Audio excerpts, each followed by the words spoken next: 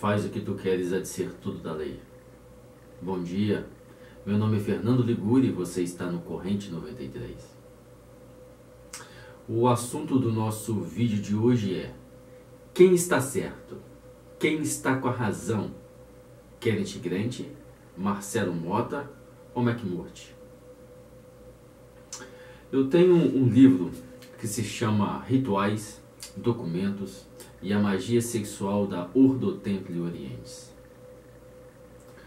Nesse livro, eu tenho um texto publicado que se chama Uma Breve História da Ordo Templi Orientis.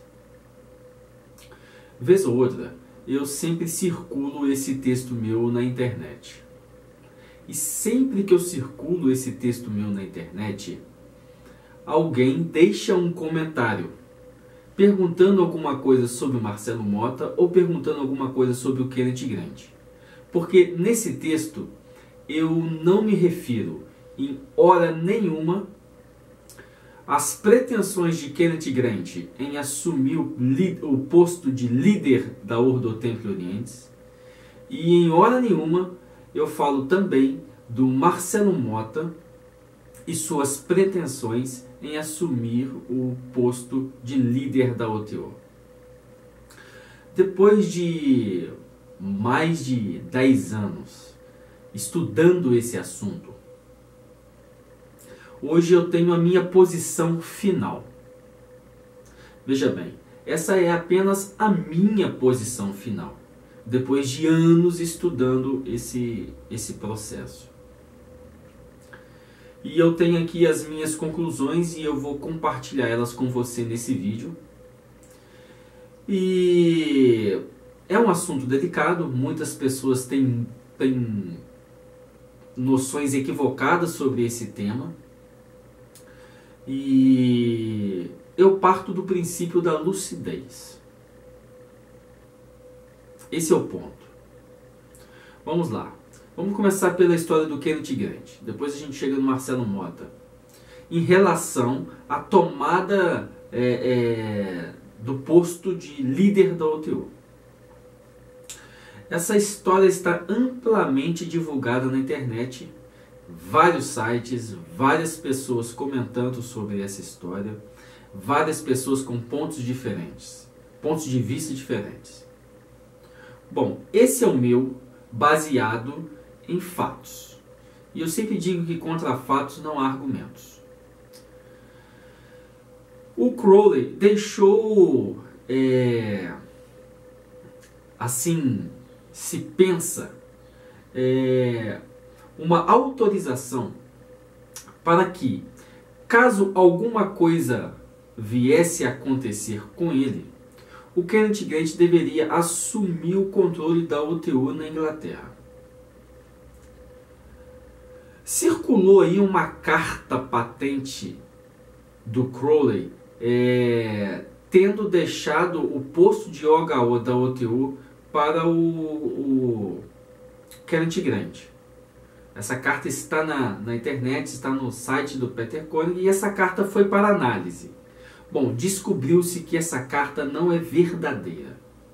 Ou seja, o Kenneth Grant não tem documento nenhum para se apoiar. Segundo, o que Kenneth Grant mais se apoiou, foi que, supostamente, Frieda Harris, quem pintou as cartas do tarô de Thoth, disse certa vez que no leito de sua morte, o Crowley deu preferência ao Kenneth Grant assumir o posto de líder da OTO depois do Calcamer do que o McMurtry. Tudo bem, essas são as palavras dela.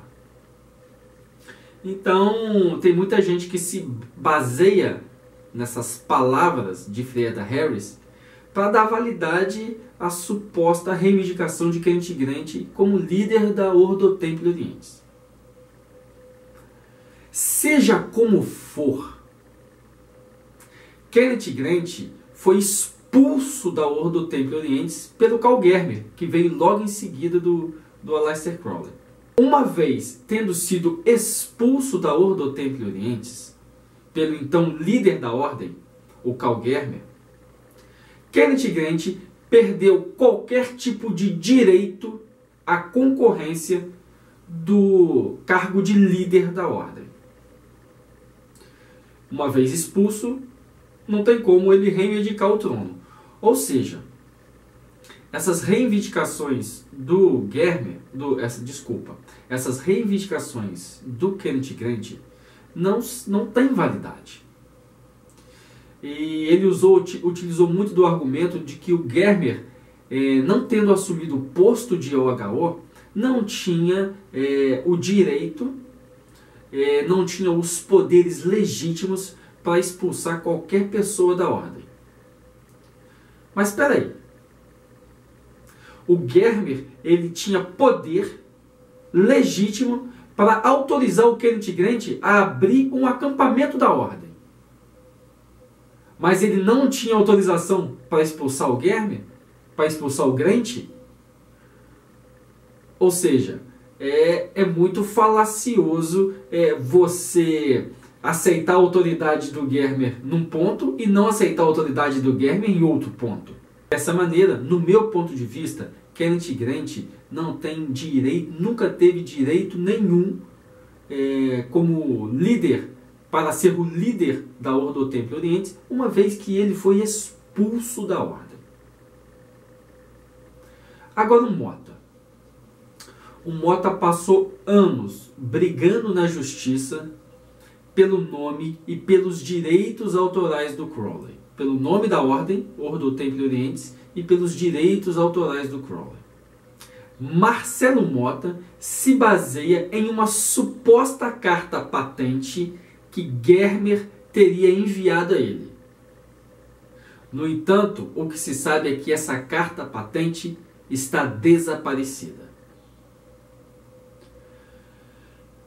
Alega-se que essa carta patente está nas mãos do FBI, que na época perseguia os telemitas, que na época perseguia o Marcelo Mota. Essa é uma viagem da cabeça que muitos telemitas têm, aí que segue a linha de pensamento do Marcelo Mota, que ele herdou isso do Karl Germer, essa síndrome de perseguição, que trouxe isso da Segunda Guerra Mundial. Mas veja bem, além dessa carta estar sumida, não se sabe realmente do conteúdo dessa carta. Essa carta não se sabe se Germer estava falando realmente da OTO ou se Germer estava falando da AA. Por quê? Naquele tempo, quando o Marcelo Mota começou a brigar pelos direitos da OTO, todo mundo que estava envolvido com a filosofia de Telemann via no Marcelo Mota um representante legítimo da AA. Tanto é que dentro da OTO, a AA ainda é uma herança do Marcelo Mota.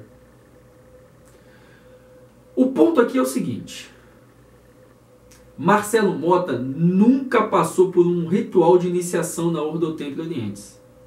Marcelo Mota nunca foi iniciado na Ordem do Templo Oriente. Como é que uma pessoa que nunca foi iniciada na ordem, como é que uma pessoa que nunca passou pelos rituais da ordem, como é que uma pessoa que nunca foi recebida na ordem de maneira legítima pode reivindicar a liderança da ordem? São atitudes estranhas.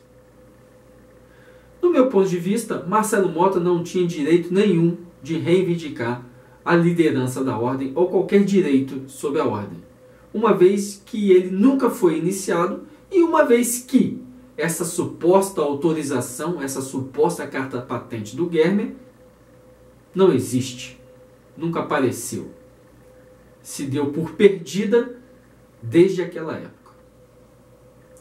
Bom, esse é o meu ponto de vista.